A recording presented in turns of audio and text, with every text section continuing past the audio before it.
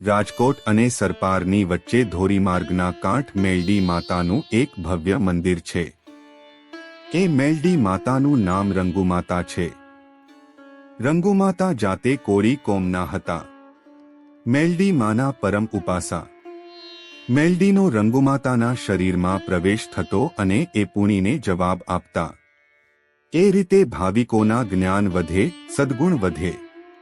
એ ગરીબ હતા, લગ્ન કરેલા નહીં, પણ જ્યાં આજે એમનું મંદિર છે, પહેલા ત્યાં ચીભડાના વાડા કરી પેટ ગુજારો કરતા. આજથી 42 વર્ષ પહેલાની વાત છે. રંગુમાતાના વાડામાં ચીભડા ખૂબ પાક્યા. રંગુભાતા કરી ચીભડાના વાડામાં રખોપું કરવા જાય નહીં. સવારે પડે વાડામાંથી પાકેલા ચીભડા ઉતારી અડખે પડખે ગામમાં વેચવા જાય. કોણ જાણે કેમ રંગુભાને મેલડીમાં ફળ્યા હોય કે મેલડી માતાની મહેર હો, એમ એમના ચોભડાની મીઠાશ બીજાના ચીભડા કાતા અનેક ગણી વધારે હતી. લોકો હોરાથી ખાતા. રંગુમાના કોમના કોળી અમુક માણસોએ રંગુમાના ચીભડાની મીઠાશ જોઈ, ખાપાત જોઈ વિચાર કર્યો કે આવા વાડામાંથી ચીભડા ચોરીને રાજકોટ વેચીએ તો પછી કમાણી થાય, અને પછી તો રોજ રાત્રે 4 કોળી વાડામાંથી એક ફાંટા ચીખડા ચોરી જાય. રંગુમાના દેહમાં મેલડીનો પૂરો વાસ થઈ ગયો હતો. એક રીતે એ મેલડી સ્વરૂપ જ બની ગઈ હતી. તેમની શ્યામ કાયા એકદમ તેજવંતી બની ગઈ હતી. આંખોમાંથી બમી ઝરતું વાણી અલૌકિક બની ગઈ હતી. વાડામાંથી ચીભડા કોણ ચોરી જાય છે એ તેઓ જાણતા હતા. એ મધરાત્રે ચીભડા ચોરતા ચોરોએ વાડાની વચ્ચે રંગુમાને ઊભેલા જોપા. જ્યાં ભાગવા જાય છે ત્યાં માં બોલ્યા, દીકરા, ચોરી એ પાપ છે.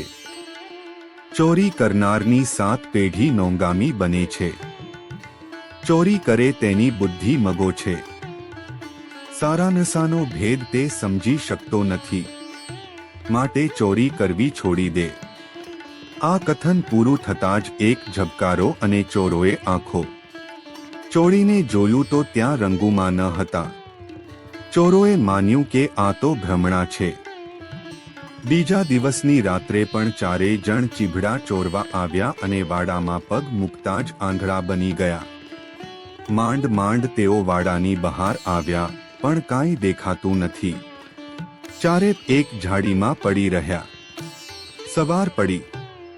શાક પરવાહનોની અવરજવર ચાલુ થઈ, કેમ કે 4 જણને ઝાડીમાં બેભાન જોશા. ગામમાં જઈને ખબર આપ્યા. 4ના કુટુંબવાળા જાણતા હતા કે આ લોકો રોજ રંગુમાના વાડામાં ચીભડા ચોરવા જાય છે. એલો રંગુમાએ જ આંધળા કર્યા હતો. બધા રંગુમાના ફૂલે આવ્યા. આવીને જોવું તો રંગુમા યુણી રહ્યા છે.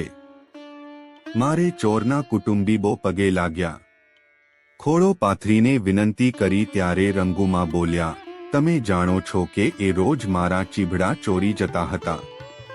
મેં તેમને ચેતવ્યા હતા. કહ્યું હતું કે ચોરી પાપ છે, પાપનો બદલો મળે જ છે. છતાં એ ન માન્યા, એટલે મારે એમને આંપલા કરવા પડ્યા છે. પણ હવે કૃપા કરો બા, તમે તો સાક્ષાત માં મેલડી છો. ભલે સાંજે અહીં બેસાડીશું ત્યારે એ 4ને અહીં મારી પાસે લાવજો. હું દેખતા કરીશ. માં મોલ્યા. કોળી કુટુંબ રાજી થયું. સાંજે ડાકલિયા સવદેવને રંગુમાને ત્યાં લઈ આવ્યા. ઝાંઝ વગાડપણવાળાને પણ નોતરા દેવાયા. મેલડી માના મઠ પારી તેમનો દીવો થયો. ડાક વાગ્યા. માં અને બીજા ભુવાઓ પૂણ્યા. પેલા 4 અંધ રંગુમાને પગે લાગ્યા અને સવખત થતા તો 4 દેખતા થઈ ગયા. રંગુમાતાના આ પરચાની વાત જોત જોતામાં 4 તરફ ફેલાઈ ગઈ. ગુજરાતના સીમાડા વિંધીને છેક મુંબઈ વાત પહોંચી. સ્ત્રી પુરુષોના ટોળા રંગુમાના દર્શને આવવા લાગ્યા. બાધા આખડી રાખવા લાગ્યા. રંગુમાએ બધાને સાફ વાત કરી કે કોઈએ આ પાળે કાંઈ મૂક્યું નહીં. મનુ લાગણી હોય તો સોપારી કે કમળ કાકડી મૂકવી. વધુમાં વધુ સાધુ બ્રાહ્મણ જમાડવા, ભાવિકોની ભીડ દિવસે દિવસે વધતી જતી હતી. રંગુભાને થયું કે આ જગત મને શ્વાસ નહીં લેવા દે. તરત એમણે મેલડીને પ્રાર્થના કરી અને તે જ પડીએ મેલડીએ રંગુમાને પોતાનું સ્વરૂપ બનાવી દીધું. રંગુમા જીવતે જીવ મેલડીમાં સમાઈ ગયા. બીજા દિવસે બાશિકો આવ્યા. ચુમાને દીઠા નહીં પણ મઠમાં એટલા મેલડી રંગુબા સ્વરૂપે દેખાયા. આજે પણ મેડી રંગુમાની પાળે દરિયાપારના દેશોમાંથી અમીર ગરીબ બધા પોતાનો રોગ મટાડવા આવે છે. વાંઝિયાઓ સંતાન જંબતા આવે છે. માંદા પોતાનો રોગ મટાડવા આવે છે. આ ચમત્કારી મેલડીના બેસણા સરદારની કાંઠે આજે પણ છે. નિત્ય સવાર સાંજ પૂજા થાય છે. ગ્રુપ દીપ થાય છે. એ ઉપરાંત ત્યાં અન્નદર્શન અપાય છે. આવકનો પાર નથી પણ એ બધું ભાવિકોની સગવડતા માટે વપરાય છે. મંદિરનો વિકાસ હજુ પણ થતો જાય છે.